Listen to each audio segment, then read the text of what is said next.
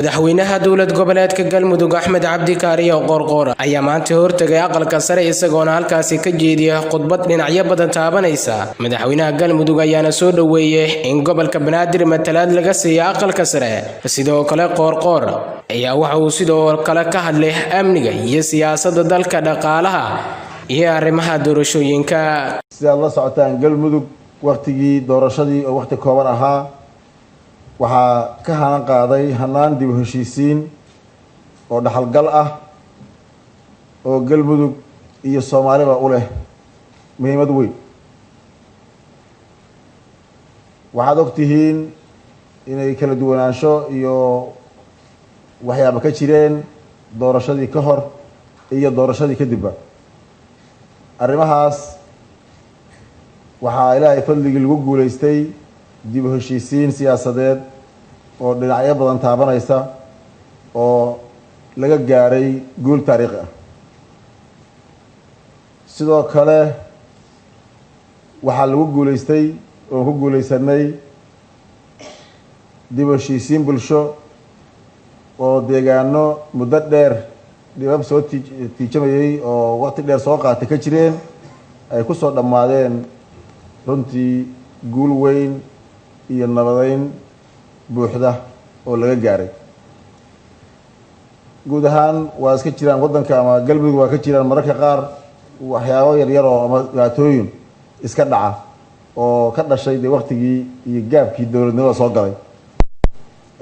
weli way iska socsoconayaan, way iska jiraan, laakiin runtii waxaa laga gaaray dib u heshiisiin labada qayboodba aad iyo aad xoogaa sharaxaad badan idinka rabin meesha laga gaaray iyo waqtiga degdega ah ee tallaabooyinkaas lagu qaaday. sidoo kale Galmudug waxay runtii horumar laga gaaray ama tallaabo weyn hore lagu qaaday geedi socodka ama dhismaha dowlad ama xukuumad Galmudug. Galmudug waxaan ka dhismay dib u heshiisiintii kadib xukuumad tayo leh, waxgal ah, aad iyo aad la socotaan howlaha muddadii ay jirtay xukuumaddaasi ay ku guuleysatay iyadana sida ay howladu u socdeen runtii ay ka muuqato dib u heshiisiintii hore la soo sameeyey miraheedii xukuumadda ay ka muuqdaan. dowladnimadana runtii ay ahayd ka dhigtay mid u samaysa nuxur iyo macno weyn Galmudug iyo guud ahaan Soomaaliya. haddii Galmudug wax u qabsoomaan wax horumar ay samayso sida haddaba dhacday, Soomaaliya ay u tahay horumar iyo guul ay u wadato. cad kasta oo Soomaali ka midana waa cad Soomaali ka mida Soomaaliya hagaagana Soomaaliya u hagaaga. deegaan gaar ah oo ay guushaasi ama waxqabadkaas la gaaray uu si gooni u gaar yahay ma jirto, marka uun laga reebo meeshii hagaagtaba inay Soomaaliya u hagaagsan tahay. intaas kadib Galmudug waxay dadaal muuqda oo runtii aad iyo aad hortabin u leh, muhiimad gaara lahaa, waqti Soomaali baahi badan u qabtay ku soo aaday ay iska saartay arrimihii sidii la isugu keeni lahaa ama loo dhammayn lahaa kala duwanaanshihii ka jiray labada heer ee dowladda federaalka Soomaaliya, dowladda federaalka ah iyo dowladaha xubnaha ka ah. waxaa gogol la dhigay ama fadhiyo iyo kulamo aad u muhiima lagu qabtay xarunta Galmudug ama caasimadda Galmudug ee Dhuusamareeb. sidaad la socotaan ay isugu yimaadeen dowladihii xubnaha ka ahaa dowladda federaalka Soomaaliya ku dhameeyeen ama aragti mida ka qaateen sida dalku xaaladda hadda uu ku jiro runtii leh ama Soomaali ugu fadhisa wax weyn sidii waddanku doorasho u geli lahaa aragti mida ka qaateen, kadibna ku casuumay ama ku marti qaaday madaxdii dowladda federaalka Soomaaliya. taasna la iskula qaatay ama la iskula gaaray in wadada maantay ugu muhiimsan ee sugaysa Soomaali oo ah dalku inuu si nabad ah xasilan heshiis ah la wada ogol yahay ku galo doorasho ayaa la isku qaatay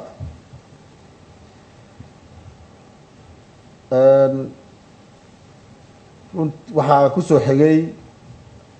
in loo ballamay sidoo kale fadhigii lagu gudageli lahaa ama looga doodi lahaa ama go'aamo lagu qaadan lahaa fadhigii saddexaad ama dhuusan reeb 3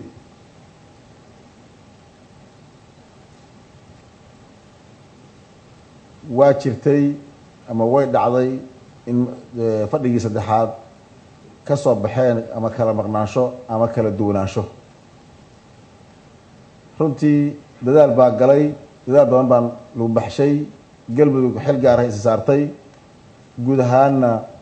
Soomaali waa ka wada qayb qaadatay dadaalka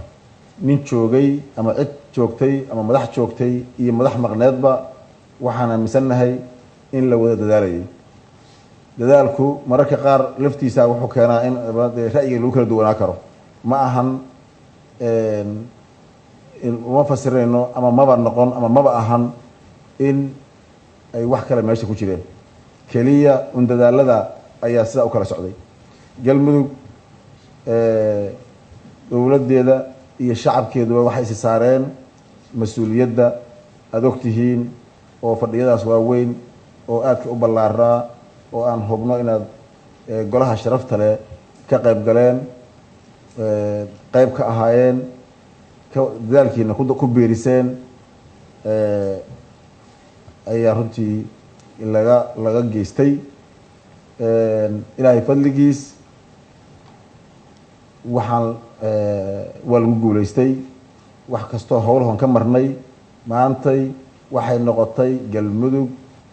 goobtii ama gogoshii ay ka soo baxday in qaab doorasho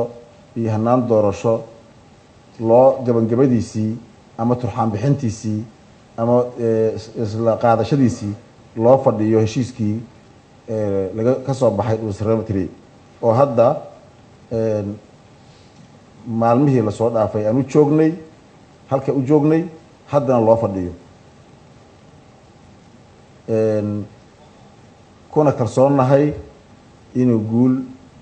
iyo waqtiga la joogo doorashada hanaan lagu galo laysla ogol yahay uu ka soo baxo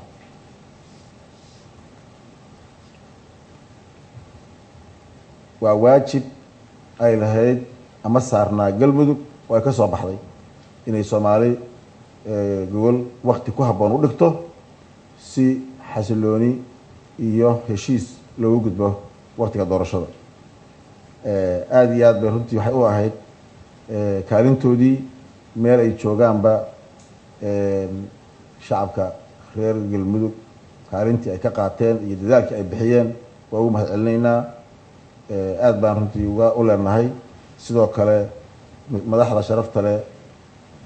mas'uuliyiinta Soomaaliyeed shacabweynaha Soomaaliyeed kaalintii ay ka geysteen iyo taladii ay ku dareeyeen iyo siday noo garab taagnaayeen waa u mahadcelinaynaa iyadana kaalinta aqalka sare runtii waa aqal muhiim u ah howl badan la soo qabtay una mahadcelinayno gaar ahaana dowladaha xubnaha ka dowladda federaalka ah u ah si gaar ah matalaad iyo xil gaarina uu ka saaran yahay anaan aaminsanahay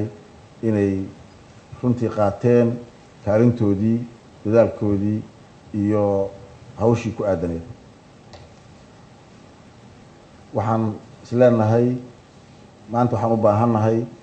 inaan si wada jir ah u galno waqtiga doorashada